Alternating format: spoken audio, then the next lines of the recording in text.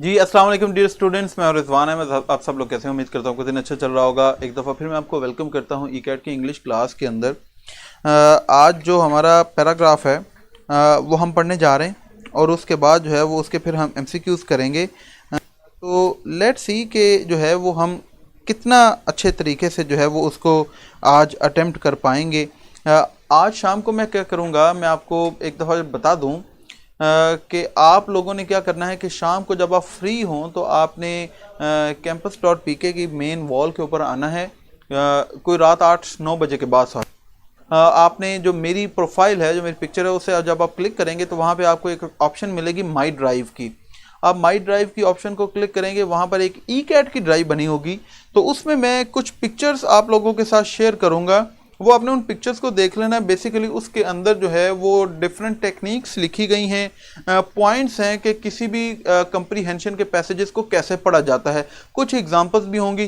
तो ये आपका होमवर्क है जो आप with the passage of time आराम आराम से करते रहना। मैं जैसे जैसे चीज़ें शेयर करता जाऊँगा आप लोगों को जो है वो साथ साथ बताता जाऊँगा।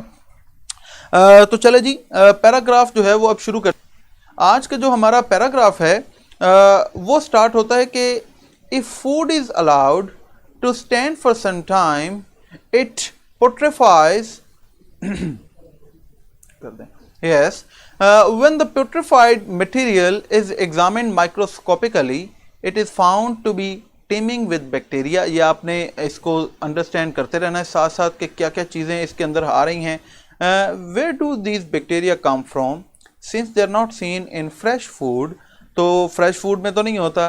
तो जब हम जो है खाना जो है वो जो उसे स्टोर कर लेते हैं या वो ख़राब होने लगता है, उसे प्रॉपर स्टोर नहीं करते, तो उसके अंदर बैक्टीरिया पैदा हो जाता है। वो कहाँ से आता है? Even until the mid 19th century many people believe that such जो microorganisms originated by spontaneous generation. ये स्पॉन्टेनियस जनरेशन के बारे में मुझे बताने की ज़रूरत नहीं है, आपको पता है कि इसका मतलब होता है कि बेजान चीज़ों से जानदार चीज़ें पैदा हो सकती हैं। A hypothetical process by which living organisms develop from non living matter. ये आगे वही उसका बताया हुआ। The most powerful opponent of the theory of spontaneous generation was the French chemist and microbiologist Louis Pasteur. Pasteur showed that structures present in air closely resemble the microorganisms seen in putrefying materials. He did this by passing air through gun cotton filters, the fibers of which stop solid particles. After the gun cotton was dissolved in a mixture of alcohol and ether, the particles that it had trapped fell to the bottom of the liquid and were examined on a microscope slide. Pasteur found that in ordinary air these exist there exist a variety of solid structures ranging in size from 0.0 millimeter to more than 1.0 millimeter. Many of these bodies resemble the reproductive structures of common molds, single cell animals and various other microbial cells.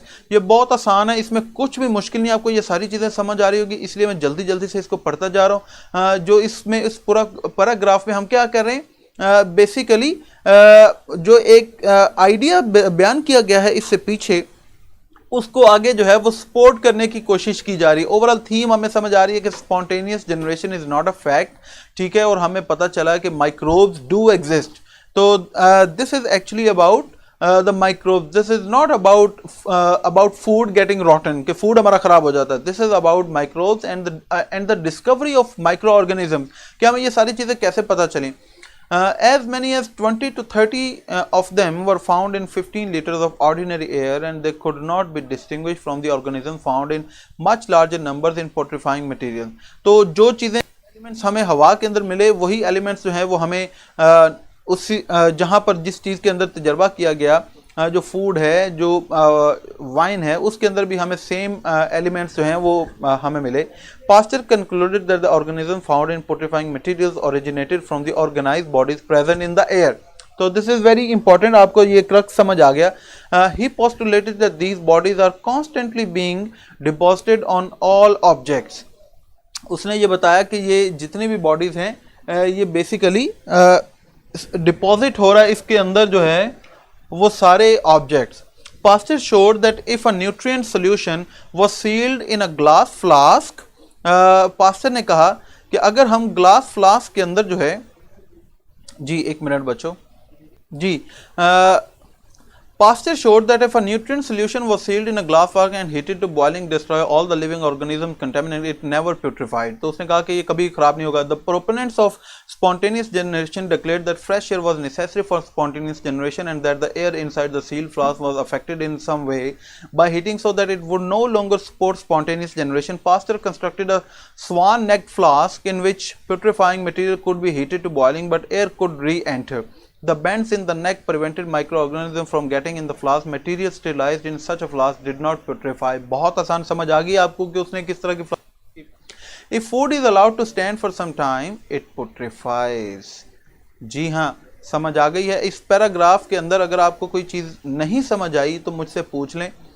ये screen पर जो है वो आपको नज़र आ रहा है.